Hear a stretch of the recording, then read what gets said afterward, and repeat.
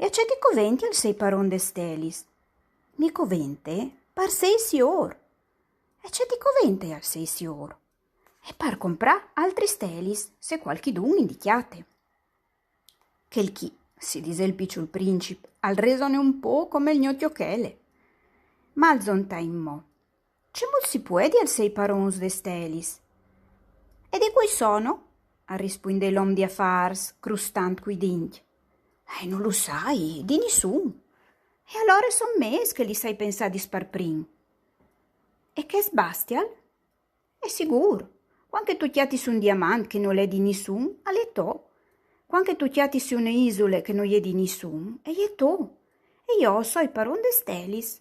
Quanche tu hai son idee parprin, tu le fasi sbrevetà, e è to. E io so i paron de stelis, perché che mai nessun prima di me si è insumiat di velis. Che sta le ver, al dise il picciol princip, e c'è fasto di lor.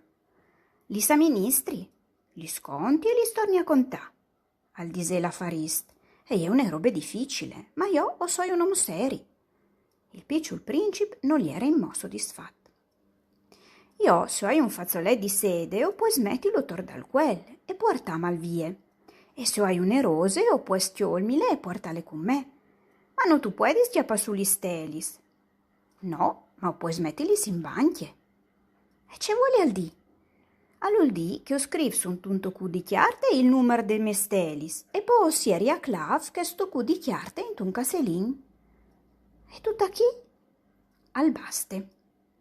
All'è divertente al pensa al picciul princip e vonde poetic. Ma non l'è tan seri. Ma il picciul princip alveve sulis robis seris, desideis c'è tan differentis di che dai granchi. Io, al dise il picciul princip, ho soi paron di un flor che ho sborfi duti dis. O hai anche 3 vulcans che orneti il chiamin duti li 7 manis. Perché che orneti il chiamin anche di che il studat. Non si sa mai. Alle utile ai miei vulcans e alle anche utile al mio flor che lo vedi io. Ma tu, non tu sei utile agli stelis. L'om di affare al vierze la bocchie, ma non chiata nuie par rispuindi. E il picciul princip al sin lè.